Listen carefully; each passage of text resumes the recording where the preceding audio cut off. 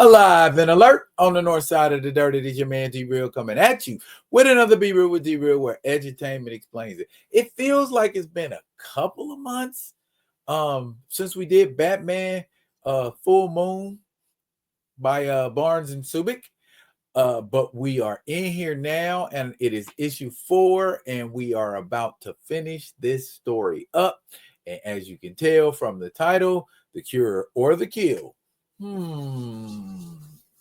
little bit of cliffhanger out there. Will he be cured? Because of course it's Bruce Wayne, or will he be killed because this is an Elseworld story? And Elseworld stories don't always necessarily end happily ever after. Let's do what we need to do so we can do what we want to do. Comment, like, subscribe, and share the Be Real with D-Real page. I'm just a humble content provider bringing you content I'm hoping you're liking. So if you're digging what a brother's shoveling, put some dirt in my bucket. Comment, like, subscribe, and share, because edutainment is what I do. And we will be edutating on Batman Full Moon, Book 4. Black Label, which is kind of similar to Marvel's Red Band. So you might get to see a little extra than what you normally see in a Batman comic. This story, of course, is brought to you by the great Rodney Barnes, who has written Philadelphia. He has worked on Boondocks and a whole bunch of other cool stuff. So he definitely knows how to write. And he's teaming up with Stevan Subic to do the art chores. And it's looking real goth and noir, which is what I assume they were going for. When this story picks up, we're in Romania. And Christian Talbot has gotten to Romania, and he has gotten to, I guess this is a lady who, if you've ever seen the 1941 werewolf movie Wolfman, with Lon Chaney Jr., there's this gypsy, and I use that term loosely, not disrespectfully. I'll just say a Romanian nomadic woman. There, how is that? Is talking about futures, and when even men who say their prayers at night can become wolves when the bane grows and the moon is bright. I'm paraphrasing, of course, but that's what Christian has come to this lady who we know to be Zenobia, to ask her if there is any way to lift the werewolf curse. And she lets him know, oh no, honey, ain't no way to lift this. I understand you being tortured by your dreams, just like we saw in American Werewolf in London. If you are a werewolf fan, lycanthropes are tortured by the ghosts or the specters of their victims by day. So it's I would assume it's a horrible existence. He wants to kill himself. He tries to kill himself, but unlike in Werewolf in London, it doesn't take. So he gets right back up as soon as he commits suicide. Terrible existence. Terrible existence. He became a werewolf because when he was a soldier in Romania, he was just doing his job. But all of a sudden, karma kicks in. But we'll talk about that a little later, because he's telling her, I'm seeking hope. This is why I've come halfway across the world for hope from you. And all she can give him is, baby, I can't give you no hope, but I can give you the truth. You're a werewolf, and that's what it is. And Christian is like, screw it. I'm going to go ahead and give in to my werewolf side. And a lot of people are going to die. Meanwhile, Zatanna, who is Bruce Wayne's boo in this story, is with him, and they just kind of talking. She's letting him know the level of seriousness that's going on with their situation. And Bruce is kind of joking and being sarcastic. And when she asks him why, he's like, that's how I relieve the tension. It keeps him from socking things. But off into the woods they go. I mean, they're Batman and Zatanna. Even if they run into something that's not human, I would imagine Zatanna is up to it. But a curse is a curse, and they're trying to find a way to cure this curse, hopefully before the moon come out. It look pretty dark right now.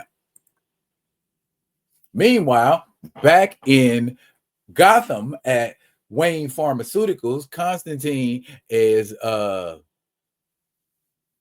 asking Kirk Langstrom a lot of questions that make a whole bunch of sense, because Bruce Wayne gets bit by a werewolf, and then there's a werewolf running around with a bat symbol. Doesn't tickle your nips a little bit? And Alfred responds, not Alfred, but Langstrom responds, "You're quite the tight arse, Langstrom." Well, not Langstrom. He's talking about Langstrom. He's like, "You're quite the tight arse, Langstrom. With your web search history, must be like, good thing that wolf effed up your left wing and not the right, eh?" Constantine he finds ways to be a tool. And then here we are at Gotham General Hospital, the sister who got attacked. She would be slated to turn into a werewolf as well, wouldn't she? But she is receiving the charity of the Wayne Foundation. They're paying for all of her medical expenses. And the young brother that's with her is Andre. And Andre is like, "Why do y'all always show up after everything's messed up?" Which is kind of how it seems sometimes. Rich people always show up after everything's messed up. But, sister's telling him, okay, just, be thankful for what you got. Alfred runs into Commissioner Gordon outside. And Commissioner Gordon is like, "Where's Bruce Wayne?" And Alfred's always covering. He away on business. "Well, can y'all explain to me what's going on with this wolf thing wearing a Batman symbol?" And Alfred tells him, "I'm just a humble servant and harbor neither information nor interest in that of which you speak." Said it so smooth. and Commissioner Gordon claps back just as hard. A simple F-off would do, Pennyworth. See, that's who you need keeping your secret. Somebody who go antagonize before they reveal anything. Now here we are, back to Christian Talbot's origin story. A soldier in the Romanian army. That night, they are paid a visit by a werewolf who proceeds to tear their butts apart. But not Christian. He's given the gift. Or if you're looking at it like he is, the curse. And so there's no getting around it. This is where we are. You've got to accept it. At least that's the story that's being told right now. And that's where he's at. Look at that third panel. That is very, very, very reminiscent of the transformative stage in the movie The Howling. Go back and check it out and then look at this picture. So maybe Stevan Subic was being influenced by many different sources. He's ready to feed, as all werewolves are. Him and Wayne run into each other, so he's finally caught up with him. And he's already like mid-transformation, so here they go, both turning and transforming. I guess this is getting ready to be the showdown between the lycanthropes. And Zatanna's like, "Dang, Bruce, you about to go into it, homie." And she hits him with a spell to ram them into each other so they ain't thinking about attacking her. Good tactic there, Zatanna. And they proceed to tear into each other with ferocity. And then Zatanna thinks, oh, they're getting a little too violent. Let me split these doggies up, which she does. And tries to talk to him. Why are you trying to talk to him, Zatanna? They are in werewolf state. They ain't feeling you. And I guess she figured that out, like, damn, this is probably not a good idea. But then she remembered, I'm Homo Magi, which means she's a human that wields magic. And she uses it to literally vanish. And since she's not around anymore, they go right back to tearing into each other. Goodness gracious. Meanwhile, at Wayne Pharmaceuticals, Langstrom thinks that he may have isolated a cure for lycanthropy. And Constantine will get it to him. So hurry up and get it started. Meanwhile, Zatanna has gone to Zenobia, the Romanian nomadic woman, to try to find a cure for lycanthropy. And she tells Zatanna the same thing she told Christian, who came to her earlier. The only release from the curse is death.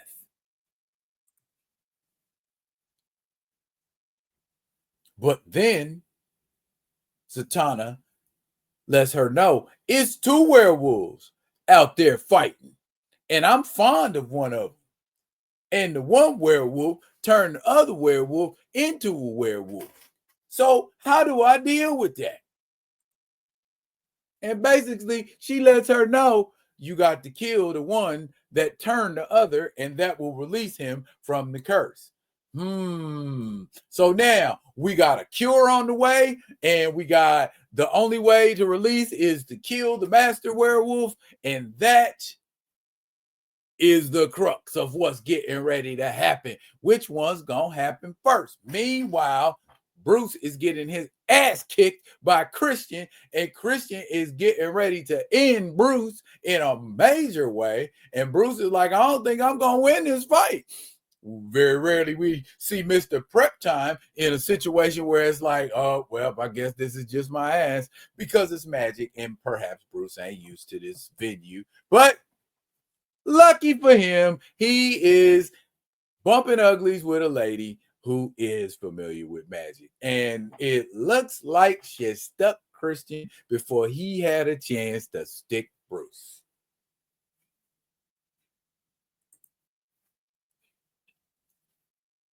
And it's all good. She even says she's sorry. But Christian ain't mad at her. He wanted to be free. But he said, if I had been a good man, if I would have had a chance at life, I would have done good things. I know I would have did good things. Oh, well, we'll never know, because Christian Talbot is dead, just like anybody whose last name is Talbot. And they have a problem when the moon comes out. Here's Constantine showing up a potion late. Just a wee bit too late. But look like they handled the problem anyway. So thanks, John Constantine, but we don't really need it after all. And Bruce has had enough of this lycanthropy curse and magic and all of this werewolf nonsense. He's just ready to go home. He's had enough. And 2 months later, here we see Bruce Wayne putting all of his time and money into this church. He's even volunteering there, and he's got his lady there with him volunteering. Everybody's happy, healthy, and look there, we even get that happily ever after that we was looking for. Doggone it, you can't just keep Batman down forever. Whether he finds a way, the people around him find a way, there's your happily ever after. And that is 4 issues of Batman Full Moon in the tank. I will put them all together in one folder if you want to peruse Batman Full Moon and see all 4 videos, get my full perspective of what was going on in this 4-issue comic book. Rodney Barnes tells a very good story. Mr. Barnes tells a very, very good story. Now, the way it was weaving and looking at one point, it looked like, oh, maybe this is the end for Batman, or at least this version of Batman. But it turns out he gets his happily ever after. I enjoyed the series overall. It kept me engaged. Put it like that. And that's what you want a story to do, is when you get into it, you want to be engaged. You want to, oh, what's going to happen? Who is this? Who's doing that? Why are they doing this? I really need to know. And that's kind of what I got out of this Batman Full Moon story. Like I said, I will put it in a folder, issues 1, 2, 3, and 4, the video reviews that I did on each issue, so that y'all can peruse it and decide, hey, do I want to pick this up? I'm pretty sure it'll be in a trade paperback really, really soon. That's it, y'all. Fret not. I will be coming back at you with more material. So until then, y'all be good. Be good to each other. I'm out.